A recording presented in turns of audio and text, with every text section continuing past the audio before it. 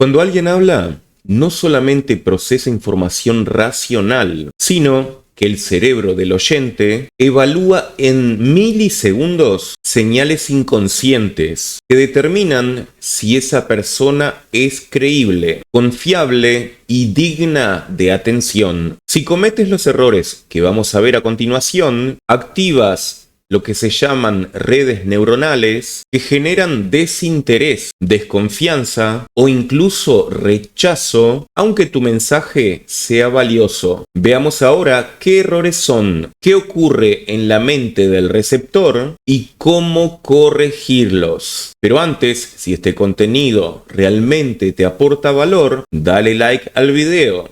Y si aún no haces parte de la comunidad de Oratoria Efectiva, dale a la campanita para recibir semana a semana contenidos de alto valor como este.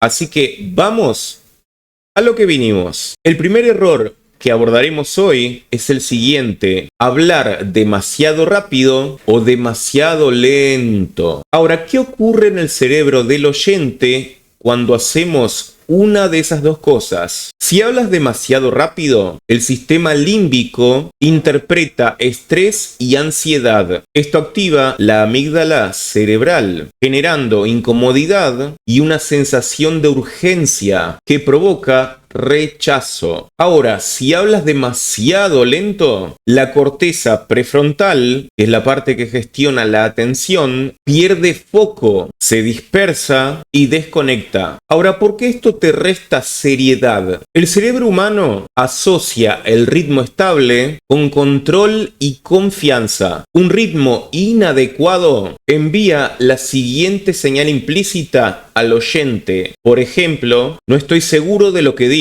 o también, esto no es tan importante. Y de esa forma terminamos saboteando nuestro mensaje mucho antes de que llegue a ser procesado por nuestro oyente. Ahora, ¿cuál es la solución práctica a esto? Según la neurociencia, 120 o 150 palabras por minuto sería el rango óptimo para mantener la atención del oyente. Ahora esto, de forma práctica, ¿cómo lo mediríamos? Y tendríamos que encontrar el punto intermedio en nuestra forma de hablar, que nos demos cuenta por medio de los mensajes, de gestos corporales de nuestros oyentes, de que están siendo atraídos por lo que estamos diciendo. Otra forma de poder evitar ese error es hacer pausas estratégicas de 1 o 2 segundos para que la corteza auditiva procese la información y que no quede solamente como ruido en la cabeza del oyente. De esa forma, su cerebro libera dopamina que refuerza la atención.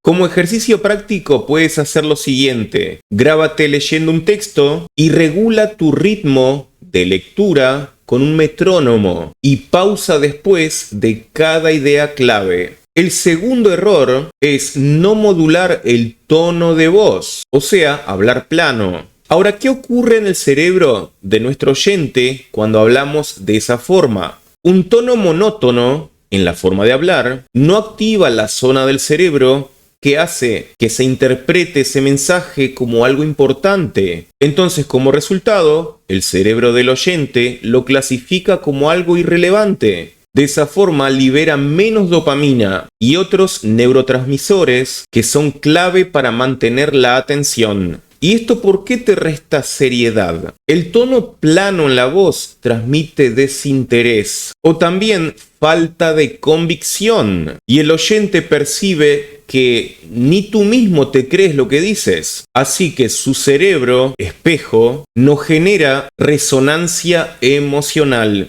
Vamos a ver cómo solucionar esto. En primer lugar, varía la entonación, el volumen y la velocidad para marcar énfasis. Esta variabilidad activa la corteza auditiva y mantiene alerta la atención. También es importante que utilices entonación descendente para sonar más firme, porque las frases que terminan hacia abajo en la entonación se perciben o se asocian con autoridad. Vamos al ejercicio. Lee un texto como si lo estuvieras leyendo a un niño, exagerando la entonación. Luego, modera para adaptarlo a un contexto profesional. El tercer error tiene que ver con el uso excesivo de muletillas y sonidos de relleno. ¿Qué ocurre en el cerebro del oyente cuando sucede eso? Las muletillas, como por ejemplo, sí, interrumpen el flujo de tu mensaje, generando micro frustraciones cognitivas. O sea, las personas se desenganchan de tu mensaje y eso hace que el oyente tenga que esforzarse más para entender lo que estás diciendo y conectarse con tu emoción. ¿Y eso por qué influye y te resta seriedad? Las muletillas son interpretadas como dudas inconscientes. Activan en el oyente una evaluación negativa inconsciente, como que algo no cuadra. Esta persona no domina lo que está diciendo. Ahora, la solución práctica sería la siguiente. Sustituye esas muletillas por un silencio controlado. El cerebro del oyente prefiere un micro descanso que vivir escuchando esas muletillas. Así que grábate y detecta patrones automáticos, porque cuando hacemos consciente de esos errores, es más fácil controlarlos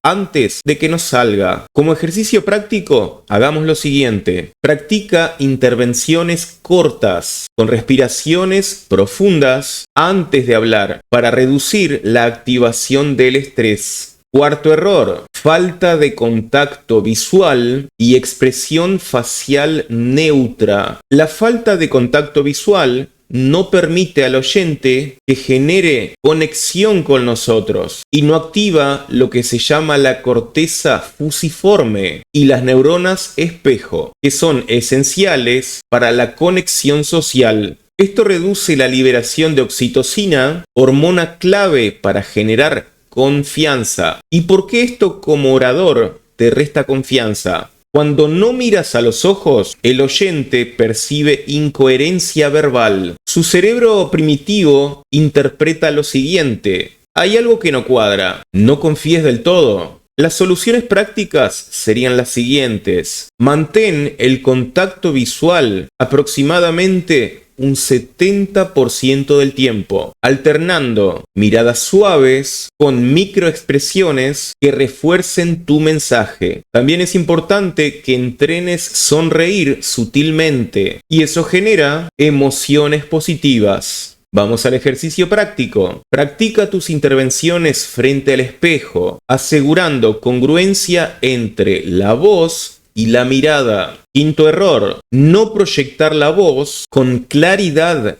y energía. ¿Qué provoca esto en la mente del oyente? Una voz débil obliga a la corteza auditiva a esforzarse en descifrar el mensaje, aumentando la carga cognitiva y reduciendo la retención de tu mensaje. En cambio, una voz clara y firme activa lo que se llama el circuito de recompensa, generando una sensación de seguridad y liderazgo. ¿Por qué esto resta seriedad a tu mensaje? La voz baja o insegura envía una señal implícita de sumisión. El cerebro del oyente, de forma bastante primitiva, asocia volumen moderado y resonancia grave con jerarquía y dominio. La solución práctica es la siguiente. Usa respiración diafragmática desde la zona del abdomen. De esa forma proyectas aire para que salga una voz potente